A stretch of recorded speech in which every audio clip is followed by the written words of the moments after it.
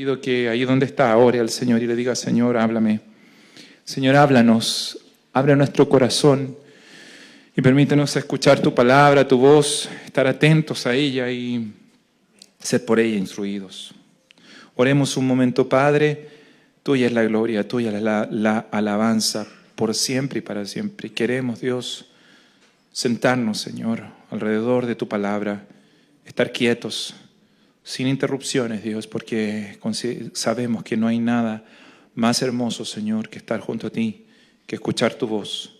Queremos ser como aquella mujer que, dejando todos sus quehaceres, todos los afanes del día, se puso a los pies del Maestro a escuchar la voz de aquel que hablaba palabras de verdad y que no le será quitada esa porción porque escogió la mejor parte. Señor, permítenos tener ese corazón, un corazón que anhele, que realmente desee tu palabra, que la busque, Señor, con verdadera hambre, verdadera sed, porque entonces, Señor, seremos saciados conforme a tus promesas. En el nombre de Jesús. Amén. Abra la Biblia en Mateo capítulo 12, versículos. Vamos a leer del 46 al versículo 50. Mateo capítulo 12, versículos 46 al 50. La predicación del día de hoy lleva por título Discípulos, la familia de Dios. Dice así la palabra de nuestro Dios: mientras él aún hablaba a la gente, he aquí su madre y sus hermanos estaban afuera y le querían hablar.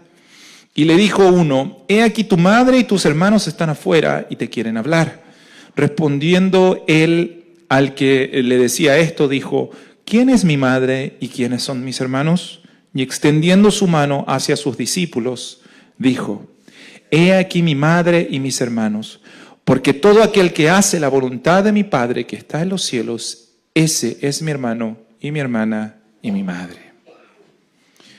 Mire qué hermoso pensar por un momento, imagínenselo, a Jesús ahí tal vez en medio de una casa o en medio de un lugar donde había mucha gente alrededor de él, y él enseñando, y él hablando, y él compartiendo su palabra.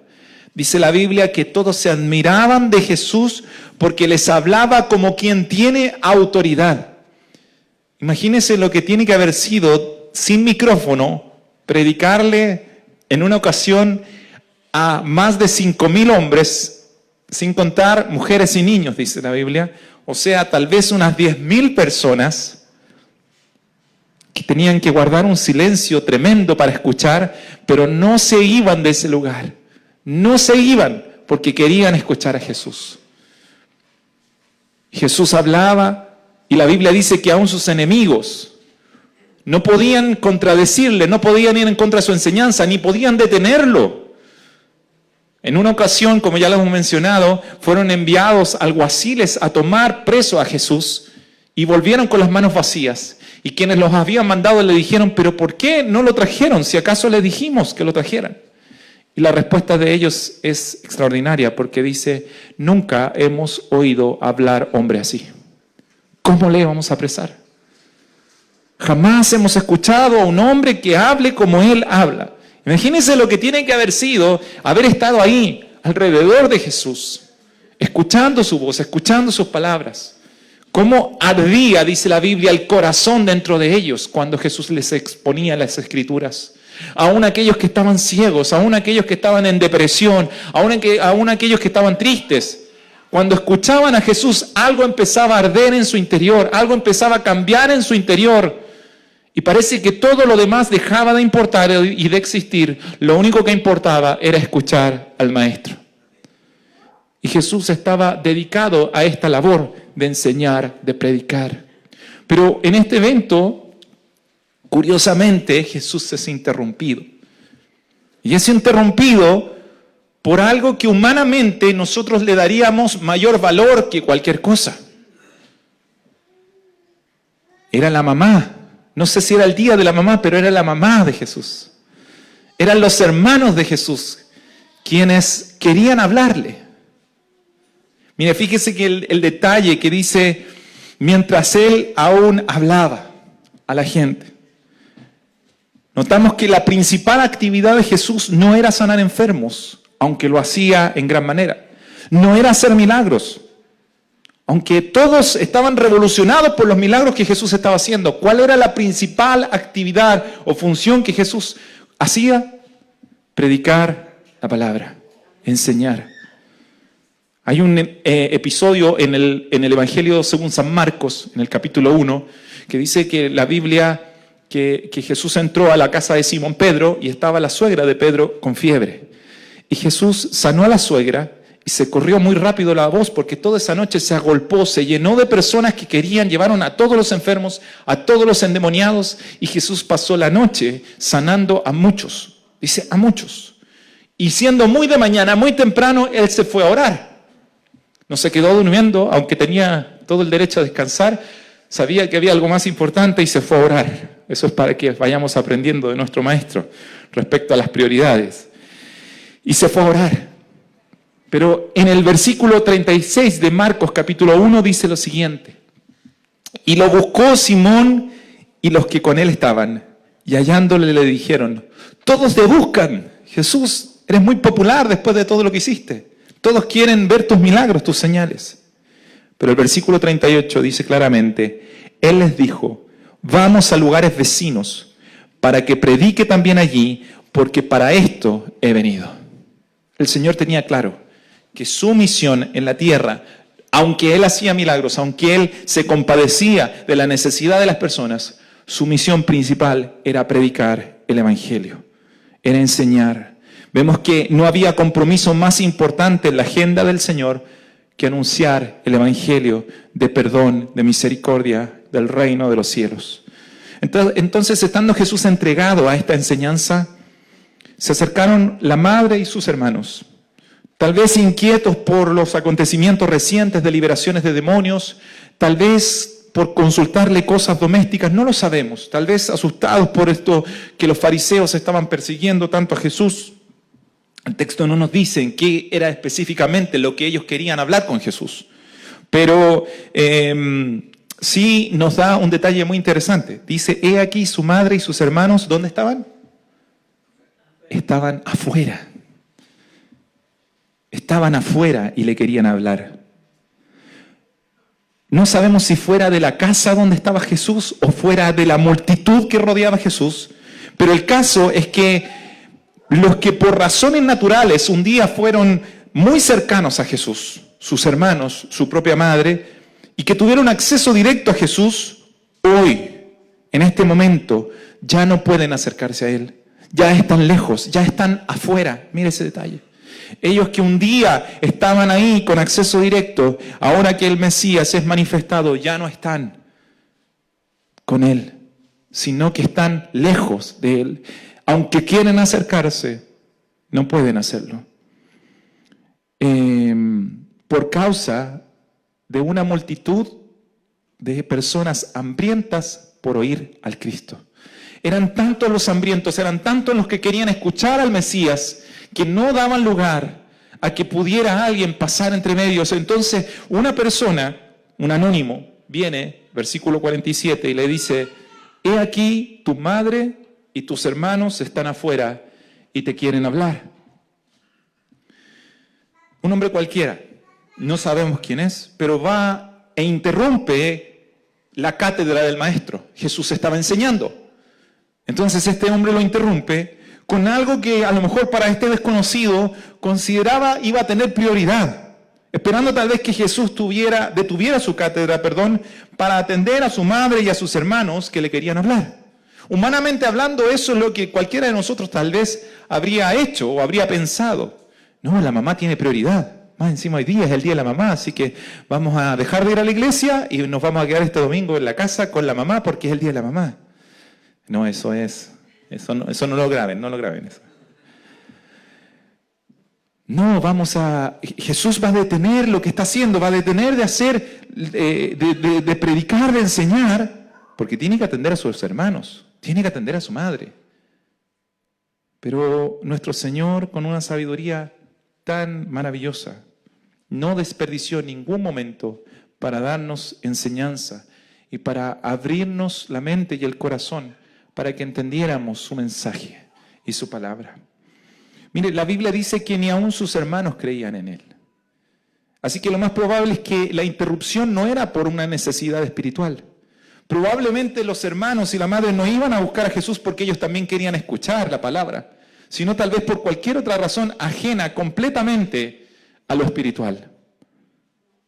Pero el versículo 48 dice, respondiendo él al que le decía esto, dijo, ¿quién es mi madre y quién son mis hermanos? Como le decía, nuestro Señor no desperdició ninguna palabra que salió de su boca. Nunca habló palabra inútil. En toda ocasión dio gracia a los oyentes, utilizando cada circunstancia para enseñar y dar luz sobre verdades espirituales muy profundas. La pregunta que hace el Señor, ¿quién es mi madre y quiénes son mis hermanos?, no iba dirigida con el propósito de probar si este personaje anónimo tenía conocimiento del árbol genealógico de Jesús. No estaba esperando que le dijera, tu madre es María, tu hermano es Jacobo, es Judas y tus hermanas. No estaba esperando eso Jesús. La pregunta que hace Jesús es una pregunta que va dirigida a corregir el concepto de filiación que tenía esa persona y que sin duda cualquiera ahí habría tenido. ¿Quién es realmente mi familia?, pregunta Jesús. ¿Quiénes son realmente mi familia? ¿Tú dices que mi familia está fuera buscándome? ¿Que tu familia quiere hablar que mi familia, está fuera y quiere hablar conmigo? Yo te pregunto a ti, podemos parafrasear lo que dice Jesús. ¿Quién crees tú que es realmente mi familia? Para ti, ¿quién realmente es mi familia? Y antes de ahondar en la respuesta de esta pregunta, que es el tema de hoy, quisiera hacer dos aclaraciones importantes para que no nos confundamos. En primer lugar, en este texto Jesús no está redefiniendo la familia nuclear como nuestra sociedad pretende hacerlo. Esto es muy importante. En esto debemos ser enfáticos. En esta pregunta que Jesús hace, o en este cuestionamiento que Jesús hace a las palabras de este desconocido, Jesús no está diciendo que familia puede ser cualquier cosa.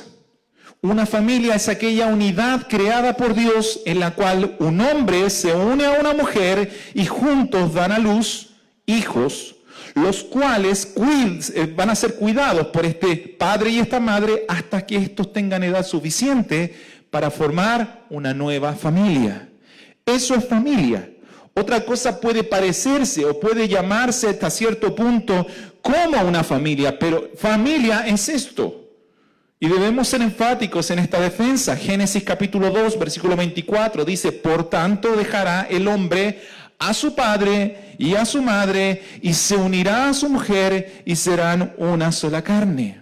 Esto es familia. Y Jesús no está redefiniendo el concepto de familia. Estas personas, este varón y esta mujer que se unen, están vinculadas porque tienen un origen común, se unen un día y dan a luz hijos. Y estos hijos, que son parte de esta familia, tienen una genética en común con estos padres. Es un vínculo que los une, digámoslo así, en un origen y en una genética. En algo histórico y en algo físico al mismo tiempo.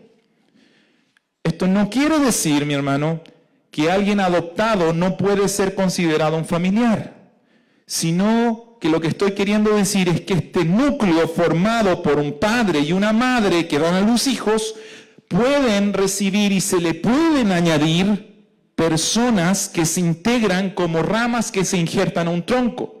Pero el tronco es único, porque el tronco es el que da la vida, es el tronco el que alimenta las ramas. Yo puedo juntar un montón de ramitas, pero esas ramitas, por mucho que estén juntas, no van a dar fruto, no van a dar vida. Pero si tengo un tronco, puedo injertar ramas, aunque no sean propias del tronco, y van a ser parte de esa familia. ¿Se entiende lo que quiero decir? Porque esto es muy importante que nosotros lo tengamos claro, como hijos de Dios, como seguidores de la verdad. Porque la familia no la define el mundo, no la define la sociedad, la familia la define Dios. La familia la ha estipulado, la ha establecido Dios. Y Dios lo ha establecido de esta manera: un hombre, una mujer que se unen en el matrimonio y dan a luz hijos. Si a eso yo le agrego una abuela, le agrego un hijo adoptado, le agrego, qué sé yo. Son injertos que puedo poner en ese tronco, pero el tronco es esto, es lo que Dios ha formado. Porque solo ese tronco que Dios ha formado da vida, da realmente fruto. Sin ese tronco no existe la familia. No es familia. Entonces, como le decía, primero que todo debemos entender que Jesús no está redefiniendo el concepto de familia. La familia es un grupo que tiene un origen común y una sangre que los vincula. El tiempo y las circunstancias pueden variar, pero el origen y la sangre permanecen inalterables. Y el segundo punto de aclaración que tenemos que hacer en este versículo es que Jesús no está despreciando ni a sus familiares ni a la familia en sí. No es que Jesús esté ninguneando a su mamá y ninguneando a sus hermanos terrenales, a María, a Jacobo, a Judas y a sus otros hermanos. No, Jesús no los está desconociendo.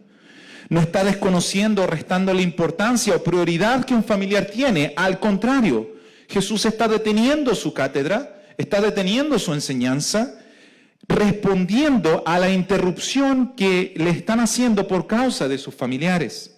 El punto con la pregunta que el maestro está haciendo es enseñar cuál es el verdadero vínculo que nos da parentesco directo con el Señor. Jesús tomó esta oportunidad de esta interrupción para darnos una tremenda enseñanza que yo espero que usted la pueda grabar en su corazón y llevársela y pueda quedar clara en el corazón y la mente de cada uno de los que aquí están. Debemos entender que Jesús está queriendo enseñarnos gráficamente cuál es la verdadera manera de estar afiliados con Él, o sea, de tener filiación con Él, de estar unidos a Él. Debemos entender que no estamos hablando de cuál es el vínculo en cualquier caso que nos lleva a definir familia, sino específicamente con Cristo. Jesús dice: ¿quién es mi madre y mis hermanos? Es la pregunta que hace Jesús.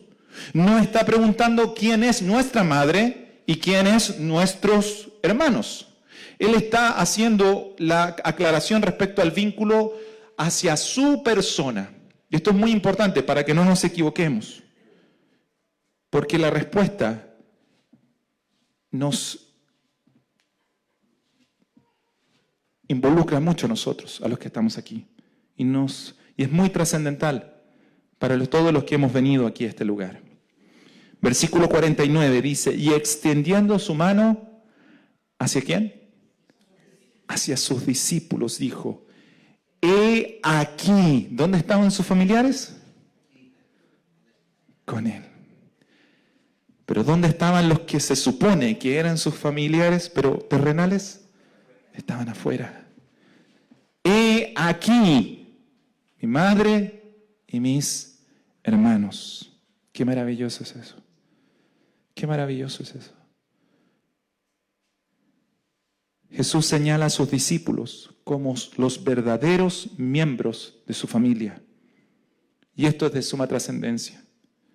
Primero, debemos recordar que el Cristo, aun cuando se hizo hombre, es eterno.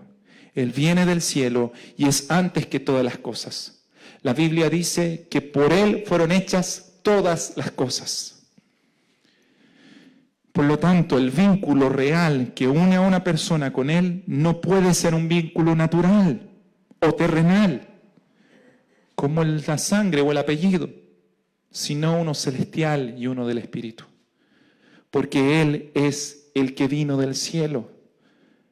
Juan capítulo 1, versículo 9 en adelante dice: aquella luz verdadera que alumbra a todo hombre venía a este mundo. Está hablando de Jesús. Hablando del Cristo. En el mundo estaba y el mundo por Él fue hecho, porque ciertamente Él hizo todas las cosas. Pero el mundo no le conoció. A lo suyo vino y los suyos no le recibieron. Mas a todos los que le recibieron, a los que creen en su nombre, ¿qué cosa les dio? Potestad de ser hechos hijos de Dios. los cuales no son engendrados de sangre, ni de voluntad de carne, ni de voluntad de varón, sino de Dios. Jesús entonces está aclarando cuál es el verdadero vínculo que le confiere a una persona el título de familiar de Jesucristo. Y es la fe. Y es creer que Él es el Mesías. Es creer que Él es el que fue enviado de Dios. Creer que Él es el Señor. Estos hijos de Dios, que son por tanto familia de Cristo, se evidencian terrenalmente con una característica. ¿Cuál es esa característica? Son discípulos de Jesús. Estos que ahora tienen la potestad de ser hechos hijos de Dios, que tienen el derecho de ser llamados hijos de Dios y por tanto familia de Dios, tienen esta característica. Son discípulos de Jesucristo. Es muy importante que entendamos qué es ser discípulo o qué es un discípulo. Porque a veces esa palabra, y así como pasa con muchas palabras muy conocidas, se utilizan a diario y se va perdiendo el verdadero significado y la comprensión de qué es ser discípulo o qué es esa palabra. Mire, por definición de diccionario, discípulo es una persona, pásame la siguiente, es una persona que aprende una doctrina, ciencia o arte bajo la dirección de un maestro. Eso es claro, ¿cierto? Cualquier persona que es un aprendiz de un maestro, esa persona es un discípulo. Se quedó pegada, parece, la diapositiva. Esto es una definición de diccionario, no estoy haciendo una definición propia, sino es lo que usted va a encontrar al buscarlo en la Real Academia Española. ¿Qué significa ser discípulo? Y la segunda acepción es persona que sigue la opinión de una escuela, aun cuando viva en tiempos muy posteriores a los maestros que la establecieron.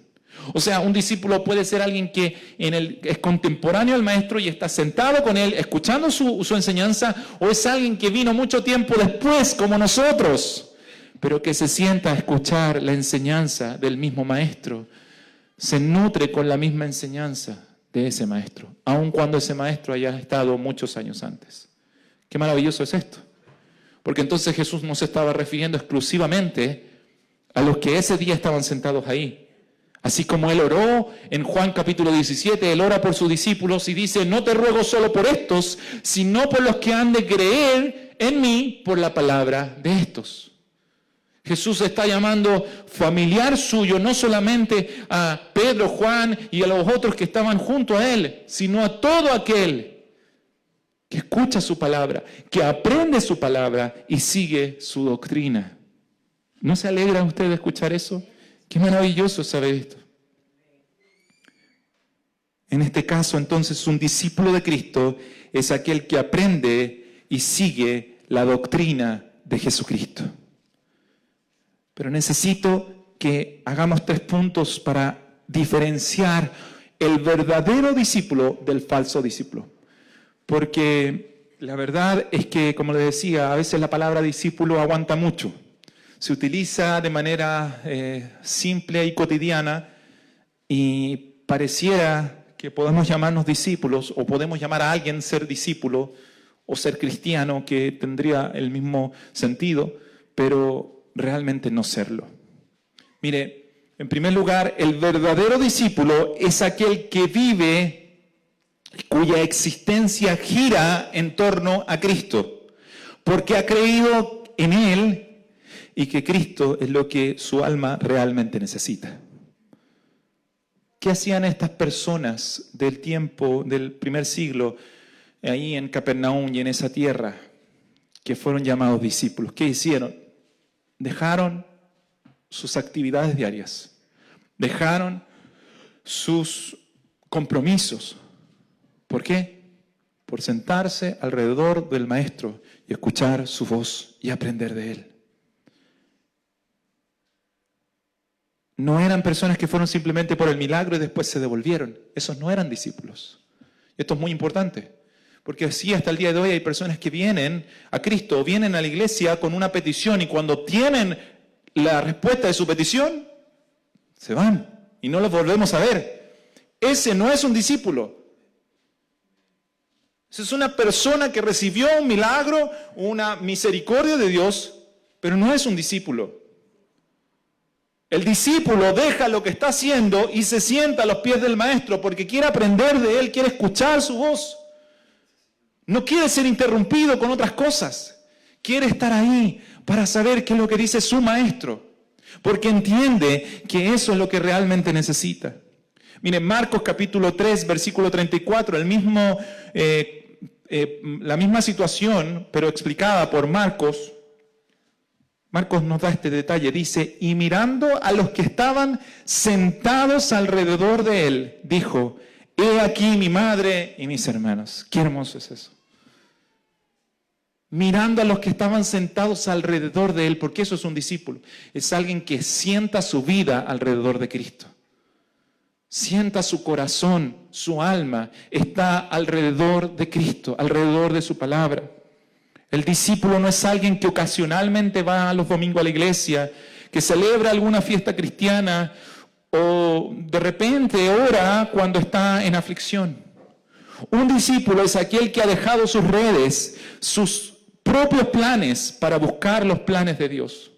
Ha perdido su vida, ha dejado sus propios caminos para seguir el camino. Literalmente, así como Mateo, el publicano, ha dejado sus negocios para sumarse a los negocios de Dios. Eso es un discípulo.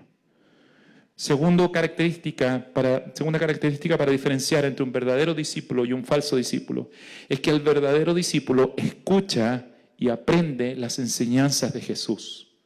Y para eso, por supuesto, está cerca. Tiene que estar cerca para oír la enseñanza, para escucharla.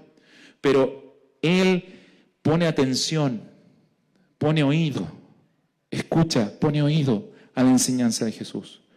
No se puede ser discípulo estando lejos de la palabra de Dios. No se puede. No se puede. Tal persona no es discípulo. Aunque venga a la iglesia de vez en cuando, aunque diga que es cristiana, aunque esa persona sepa orar, no es un discípulo de Jesucristo si la palabra de Dios está lejos de su corazón y de su oído. No importa cuánto usted diga tener fe y conocer a Dios, no se puede ser discípulo y estar lleno de otra enseñanza. No se puede. Yo necesito llenarme de la enseñanza de Cristo. Colosenses capítulo 3, versículo 16 dice, la palabra de Cristo more en abundancia en vosotros, enseñándoos y exhortándoos unos a otros en toda sabiduría. ¿Cuántos discípulos de Cristo? No me levante la mano, solo respóndase a sí mismo. ¿Cuántos discípulos de Cristo hay aquí? Porque si usted es un discípulo de Cristo, anhelará llenar su corazón con la palabra de Dios. Y no va a necesitar que nosotros estemos o alguien esté diciéndole, oiga, tiene que leer la Biblia. Oiga, a nuestros hijos lo tenemos que hacer. Porque debemos guiarlos y enseñarlos. Pero usted que ha decidido seguir a Cristo, ya. ¿Cómo le va a seguir si no escucha su voz? Si no lee su palabra? Si no viene a escuchar la predicación o a la reunión donde se está exponiendo la palabra. No se puede ser discípulo estando lejos de su palabra. Otros dicen escuchar al Señor, pero dejando la Biblia de lado, lo que escuchan realmente son sus propios sueños, sus visiones, sensaciones, y son engañados por sus propios corazones. Engañosos y perversos.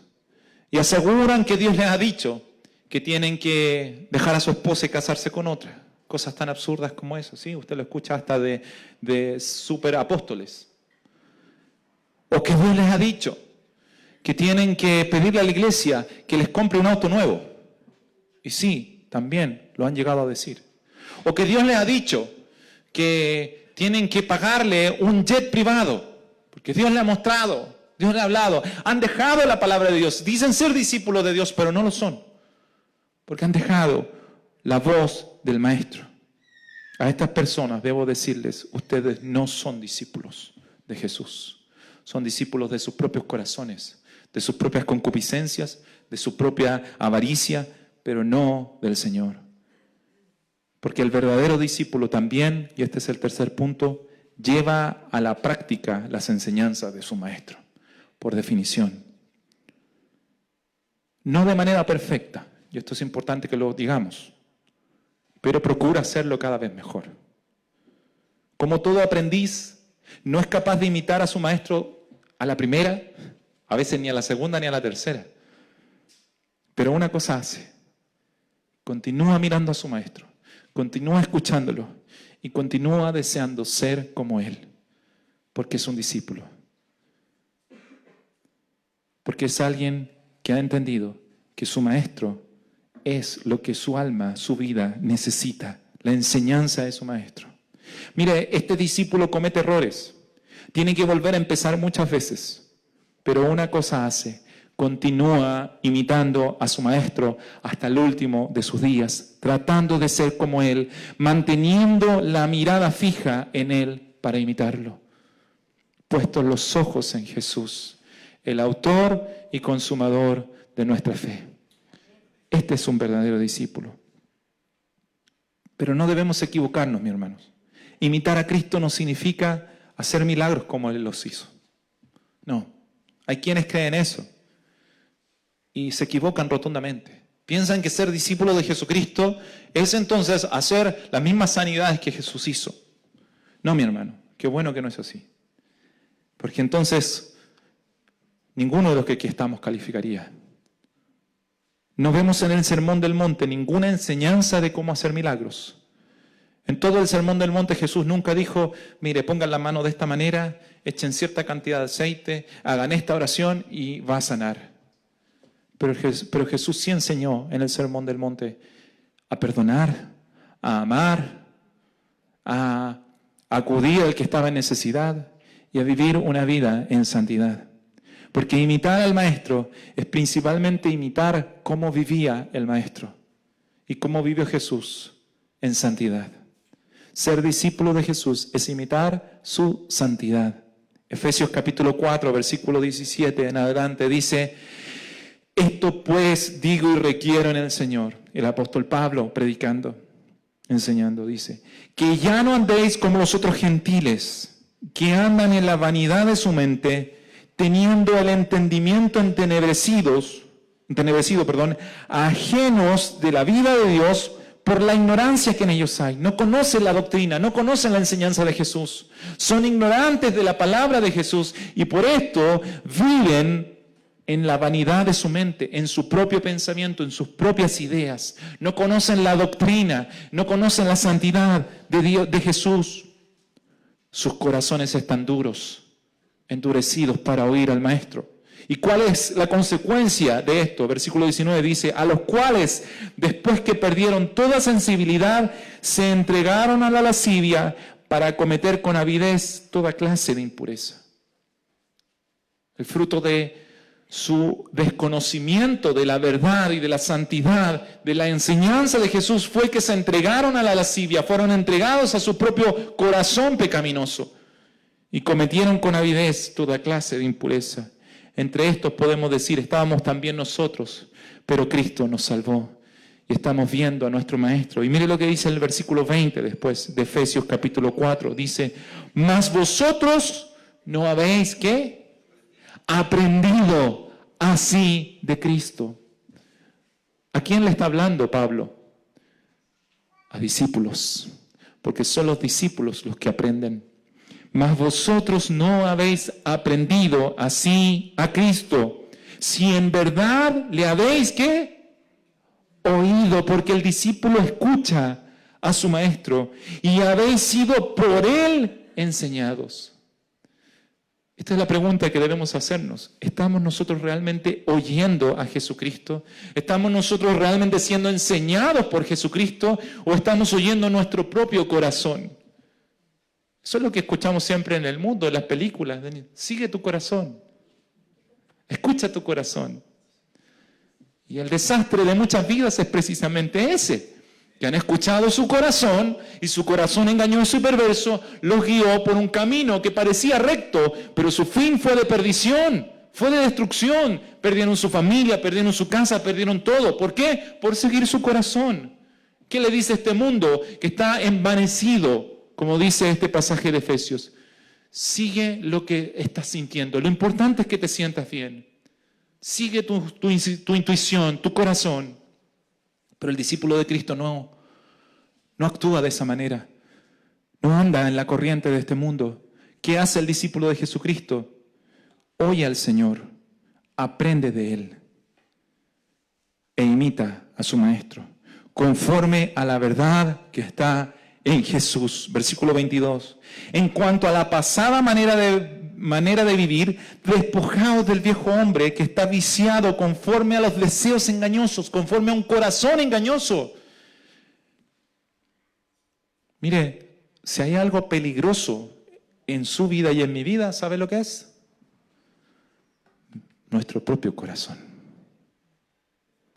Créame, es más peligroso que el tren de Aragua. Es más peligroso que el coronavirus, influenza, sincicial, todo junto. Es más mortífero su propio corazón. ¿Y con qué va a corregir su corazón? ¿Por qué es tan peligroso su corazón y mi corazón? Porque en nuestro corazón siempre nos va a decir lo que nosotros queremos escuchar. Y siempre nos va a guiar hacia lo que nuestro corazón quiere, pero no hacia lo que realmente necesitamos y realmente nos conviene. Nuestro corazón nunca nos va a decir que estamos en pecado y que por causa de nuestros pecados hemos sufrido las consecuencias que tenemos. No, ¿qué nos va a decir nuestro corazón? Nos va a decir, no, tú eres inocente. Si tú lo hiciste, pero lo hiciste con buenas intenciones. Si tú realmente, va a encontrar excusas. Nuestro corazón va a encontrar excusas. ¿Y para qué? Para seguir pecando y seguir en el mismo camino. Solo la palabra de Dios es viva y eficaz para entrar en nuestro corazón y mostrarnos la verdadera condición en la cual estamos, para que nos arrepintamos y tengamos vida, para que nos arrepintamos y podamos recibir el perdón que Dios nos quiere dar, para que ahora no seamos nosotros, sino sea Cristo en nosotros, como verdaderos discípulos del Señor. Despojaos del viejo hombre que está viciado conforme a los deseos engañosos y renovaos en el espíritu de vuestra mente. Piense la palabra, medite la palabra. ¿Cuáles fueron las instrucciones de Dios para Josué para conquistar la tierra prometida? De día y de noche meditarás en él. No se apartará este libro de tu boca.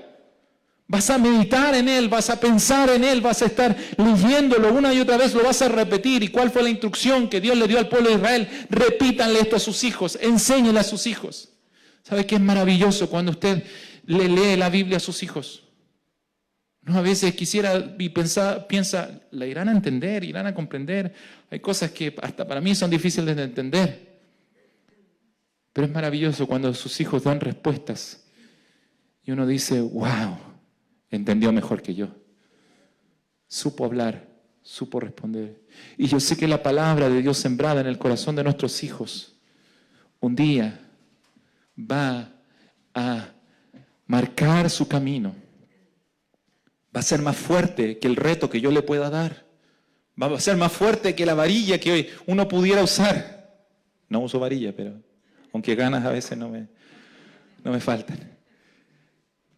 Pero va a ser más fuerte porque va a saber que es la palabra de Dios que está hablándole a su corazón, a su conciencia y diciéndole, tú estás en pecado. Aunque te escondas de tu padre, aunque te escondas de tu madre, aunque te escondas de todo, estás en pecado y tú lo sabes. Y no va a poder huir de esa palabra. ¿Hasta cuándo? Hasta que se arrepienta, clame a Dios y reciba el perdón y la misericordia que solo nuestro Señor nos puede dar. Renovaos en el espíritu de vuestra mente y vestíos del nuevo hombre, creado según Dios en la justicia y santidad de la verdad. Porque el verdadero discípulo imita la santidad de Dios. Hebreos 12:14 dice, seguid la paz con todos y la santidad sin la cual nadie verá a Dios. No hay vínculo con Dios si no hay santidad de por medio. Porque Dios es santo. No importa el apellido, no importa la nacionalidad, no importa su origen. Si no hay santidad, no hay vínculo con Dios porque Dios es santo.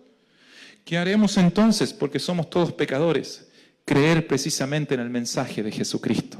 Creer en la sangre preciosa de Jesús que nos limpia de toda maldad, de todo pecado. Clamar al nombre de Jesús y pedirle, Señor, límpiame de mi maldad. Enséñame, sé tú mi maestro, sé tú quien me guíe. Sea tu palabra en mi corazón, en mi interior, para ya no vivir conforme a mis propios deseos, sino conforme a tu doctrina, a tu enseñanza. ¿Cuál es la verdadera forma entonces de estar vinculado a Jesús y que nos hace parte de la familia de Dios? Terminemos con el versículo 50 de Mateo capítulo 12. Porque todo aquel que hace la voluntad de mi Padre que está en los cielos, ese es mi hermano y mi hermana y mi madre. Jesús aquí incluye a las hermanas. Porque Jesús dice, no hay acepción de personas. Seas hombre, seas mujer, seas anciano, seas joven, seas niño. Todo aquel que viene a mí yo no le echo fuera, dice Jesús. No importa tu condición, solo creer en que Él es el que puede salvarnos, el que puede darnos verdadera luz a nuestro corazón. Mire, Lucas capítulo 8, versículo 21, Lucas también relata este mismo episodio, pero Lucas da de esta manera, complementa lo que Jesús dice. Él entonces respondiendo le dijo, mi madre y mis hermanos son los que oyen la palabra de Dios y la hacen. Yo le decía al principio, qué maravilloso es escuchar la palabra de Dios. Qué maravilloso es estar atento a la palabra de Dios. Atención, una cosa tan escasa hoy en día, ¿cierto? Es tan difícil mantener la atención, es mantenerse atento a algo. Las distracciones son muchas, pero si usted realmente ha entendido este mensaje, pondrá su atención en la palabra de Dios. Saldrá de este lugar poniendo la atención de su corazón en el mensaje de Jesucristo y querrá aprenderlo. Insisto, el discípulo no es alguien que de un día para otro se transforma en una persona igual que su maestro. Mire a Pedro, mire a los apóstoles. ¿Cuánto les costó parecerse a su maestro? Pero nunca se alejaron de su maestro. Aquel que se alejó terminó perdiéndolo todo. Pero ellos que persistieron en estar con su maestro, aquellos que le dijeron, ¿a quién iremos si solo tú tienes palabra de vida? Fueron transformados por este maestro. Hay una palabra que Jesús dice cuando escoge a sus discípulos que a mí me consuela mucho. Jesús le dice a sus discípulos, venid en pos de mí y yo haré de vosotros pescadores de hombres. ¿Por qué me consuela? Porque mi labor es seguir a Jesús, pero el ser transformado es una labor que Él hace. No sé si me entiende lo que quiero decir. Jesús dice, yo haré de ustedes, yo te voy a transformar, yo los voy a hacer pescadores de hombres. Qué bueno, porque yo no sé cómo hacerlo. ¿Sabe usted cómo vivir en santidad? ¿Sabe usted cómo resistirse a las tentaciones de este mundo? ¿Sabe usted cómo cambiar su carácter? ¿Cómo cambiar, dejar de ser una persona iracunda y ser una persona amable, dulce? ¿Sabe usted cómo hacerlo? Algunos hacen meditación, se van al cerro o cualquier cosa tratando de buscar cambiarse por dentro. Nada de eso sirve. Porque solamente Jesús tiene el poder de cambiar nuestro corazón. Y lo que necesitamos es eso, que Jesús cambie nuestro corazón. Su palabra es viva y eficaz. Su enseñanza es poderosa para transformar. Por la palabra de Dios fueron hechos los cielos y la tierra. ¿Cuánto más su palabra puede cambiar mi corazón? ¿Cuánto más su palabra puede transformarme a mí? Si por su palabra la luz apareció, si por su palabra el mar retrocedió, ¿cuánto más su palabra puede detener mi pecado, puede detener mi concupiscencia? ¿Cuánto más su palabra puede transformarme? Un discípulo ama la palabra de Dios, quiere llenarse de la palabra de Dios y sabe que eso es lo más importante. El Señor haga de nosotros verdaderos discípulos, porque esto tiene una consecuencia mucho más maravillosa que solamente ser transformado aquí en esta vida, tener una mejor vida. ¿Sabe cuál es la consecuencia más maravillosa de ser un discípulo de Jesús? Es que somos realmente familia de Dios. Y eso es extraordinario. Efesios capítulo 2, versículo 17 dice, y vino y anunció las buenas nuevas de paz A vosotros que estabais lejos. Nosotros estábamos lejos. En el mapa, tremendamente lejos. Históricamente, muy lejos. Y espiritualmente, también.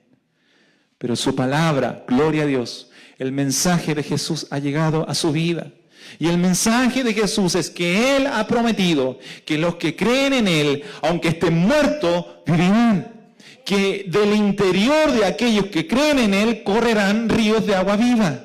Su presencia estará con ellos y los acompañará. El mismo Dios de Israel que acompañó a David, que acompañó a Moisés, estará con nosotros. ¡Qué privilegio! ¡Qué maravilloso privilegio! De saber que Él, que su presencia va a estar con nosotros. Y que seremos llamados hijos de Dios. Y vino y anunció las buenas nuevas de paz a vosotros que estabais lejos y a los que estaban cerca.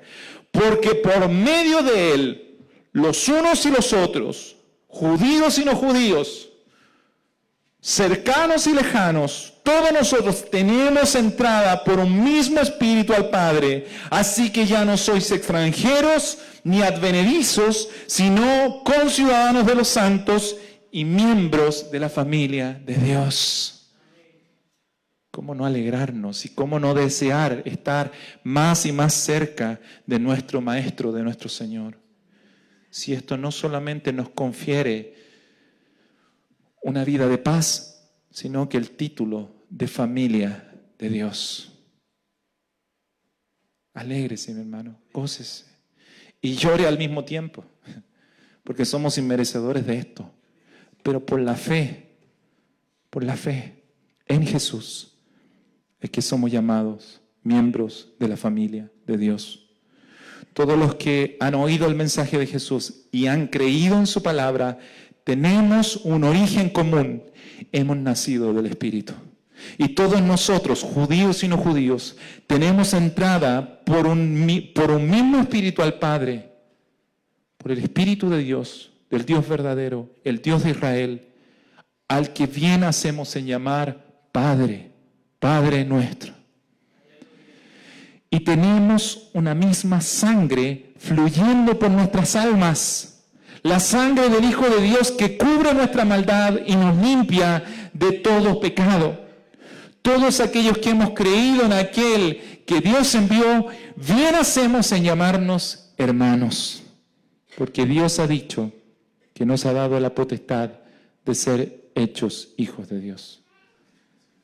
Así que si al lado suyo tiene un discípulo de Jesús, no solo tiene a uno que también está queriendo seguir a Cristo, sino que tiene a un hermano, alguien que ha nacido de Dios, alguien con el cual usted está vinculado, no solamente en este mundo, sino por la eternidad, porque allá también nos veremos.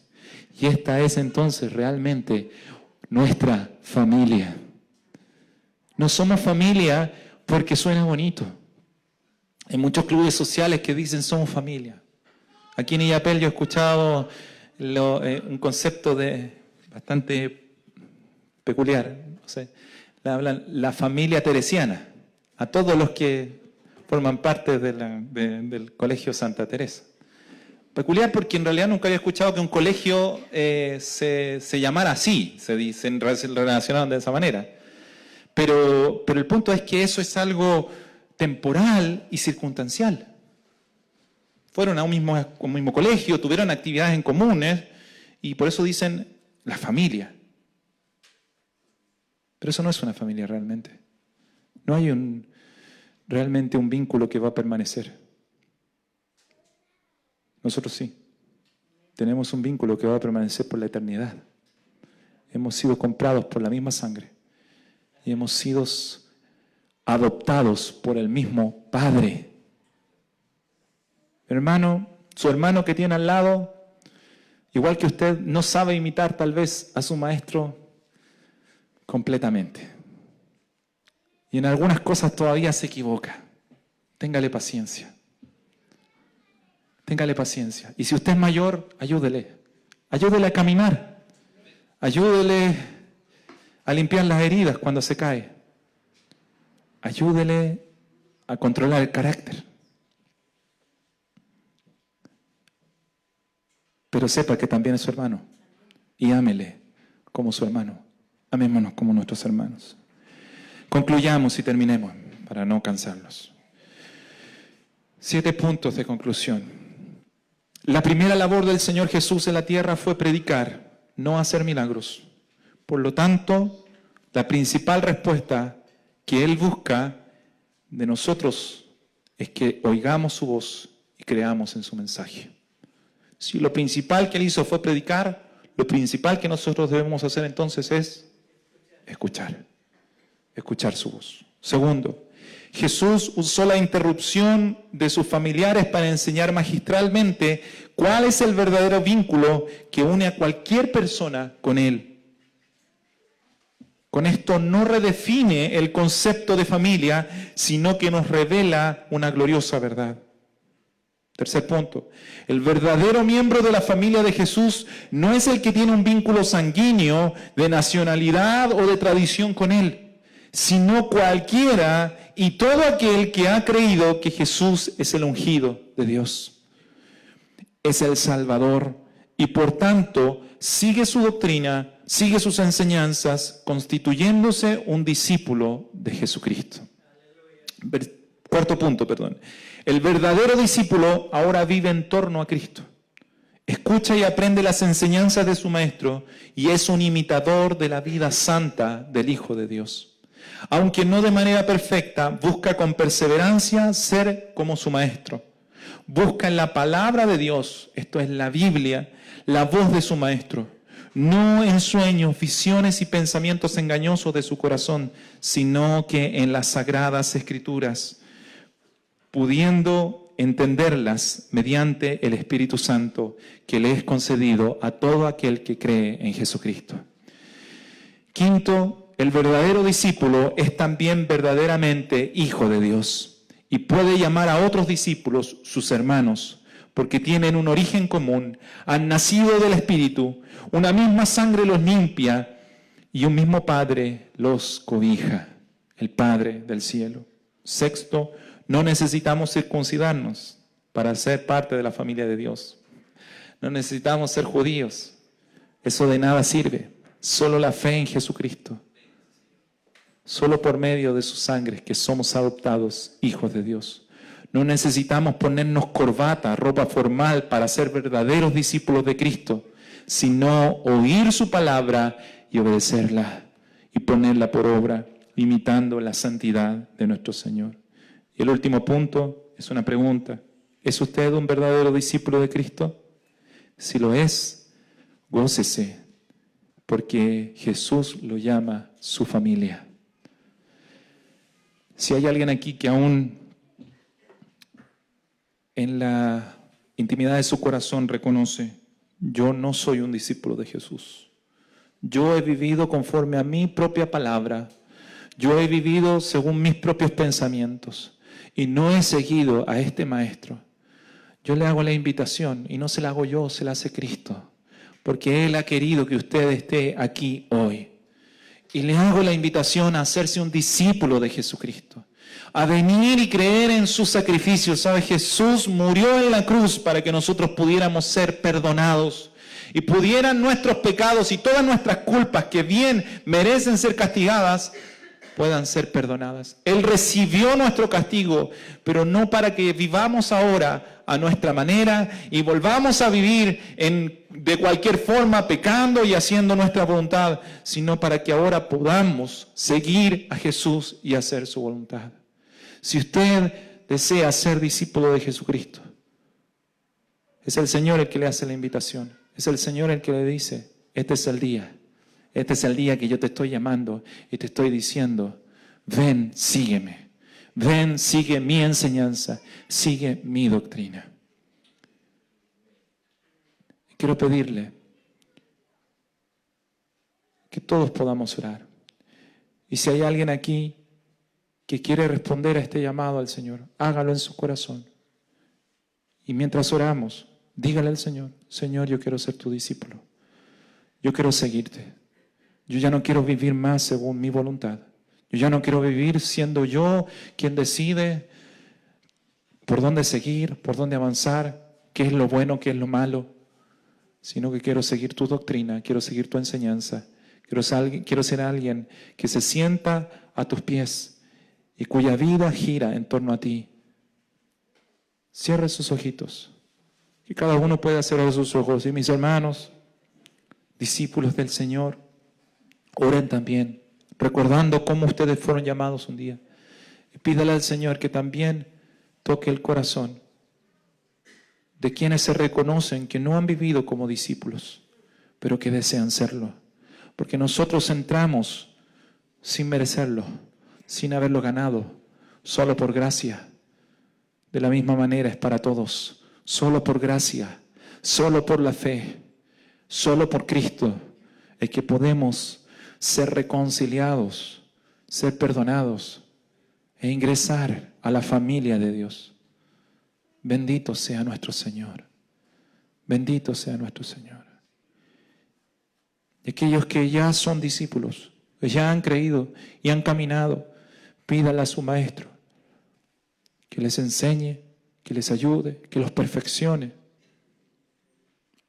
Denle gracias por haberlos llamado su familia. Denle gracias por haberlos llamado sus discípulos. Y si es necesario pedirle perdón al Maestro, porque hemos dejado de oír su voz, pídale perdón. Este es el momento. Este es el momento para orar, para ponernos a cuentas con Dios. Este es el momento para responder a su voz. No hay otro momento. Este es el momento para realmente ser parte del llamado que Dios está haciendo, ser parte de la familia de Dios. Esto es por la fe. Y si usted ha creído en este mensaje, no lo rechace, no lo olvide. No sea como aquellos de corazón duro que rápidamente dejaron de lado la palabra, sino sea como aquellos que pelearon, que buscaron estar con el Maestro. Ore ahí, ore, clame ahí al Señor, clame al Señor, pídale al Señor. Señor, perdona mis pecados, perdóname, he seguido mi voz, he seguido mi camino, y he creído que así estoy bien, que así puedo seguir, que así puedo vivir. Perdóname, Señor. Hazme un discípulo tuyo, hazme un seguidor tuyo, alguien que escuche tu voz y siga tus pasos. Cámbiame, Señor. Glorifícate, oh Dios. Padre, te doy tantas gracias por tu palabra, porque en tu misericordia, en tu providencia has permitido que llegue hasta nosotros. Aún antes que naciéramos, Señor, tú estabas preparando todas las cosas para que un día nosotros pudiéramos escuchar el mensaje de Jesucristo. Nada más importante que tu palabra haya llegado hasta nosotros. Nuestra historia, lo que haya pasado en el pasado, no tiene más importancia que este día en el cual estamos escuchando tu palabra, que estamos escuchando tu voz. Que tú preparaste, Dios, todas las cosas para que tu voz llegara a nosotros, para que supiéramos que hay perdón para toda nuestra maldad, que hay luz para nuestra oscuridad, que hay misericordia para aquel que clama misericordia y se reconoce pecador, que hay una sangre preciosa que nos limpia y que nos hace aceptos delante de ti, la sangre del Hijo de Dios. Y qué maravilloso es saber que no solo nos perdonas, que no solo no nos cuentas, no nos tomas a cuenta nuestra maldad, sino que además nos aceptas y nos adoptas como tus hijos. Qué maravilloso es saber que además somos llamados familia de Dios y saber que tú eres nuestro Padre y cuidas de nosotros y guardas de nuestro corazón y guardas de nuestra vida y nunca nos dejarás, porque tu palabra así lo dice, que aunque mi padre y mi padre me dejen, con todo Jehová me recogerá, con todo el Señor estará conmigo. Él es mi fuerza, Él es mi castillo, Él es mi seguridad. Porque no hay vínculo más poderoso que aquel que fue comprado con la sangre de Jesús. No hay vínculo más poderoso que jamás podrá ser roto que el sacrificio de Jesús en la cruz por mi vida, por la vida de los que creen en Jesús. No hay arma forjada contra la sangre preciosa de Jesús. No hay nada que pueda separarnos de tu amor, oh Dios. Nada nos puede separar de tu amor, que es en Cristo Jesús. Qué maravilloso es poder descansar y saber que somos tus hijos, y saber que eres nuestro Padre. Enséñanos a caminar como hermanos, como hijos tuyos, en la santidad de la verdad, para gloria de Jesucristo, nuestro Señor, nuestro buen Maestro. Quiero pedirle que se ponga de pie, que se ponga en pie un momento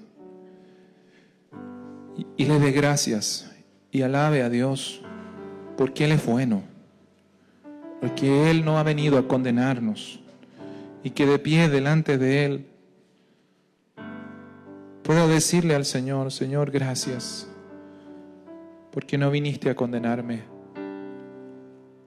sino a darme el perdón, a darme el mensaje de vida eterna, porque solo tú tienes palabras de vida, solo tú, Jesús. Que el Señor traiga más luz a su corazón y no se vaya de este lugar dejando que otras cosas lo saquen, lo distraigan, por muy importantes que sean. Ni siquiera su propia madre lo desenfoque, nada lo desenfoque del Maestro, sino que sus ojos estén clavados en Jesús, estén puestos en Él, porque entonces podrá conocer la verdad y la verdad le hará libre. Esto dijo Jesús a los que habían creído en Él: si vosotros permanecéis en mis palabras y mis palabras permanecen en vosotros, entonces seréis verdaderamente mis discípulos y conoceréis la verdad, y la verdad os hará libres. Que la palabra de Dios permanezca en nuestro corazón.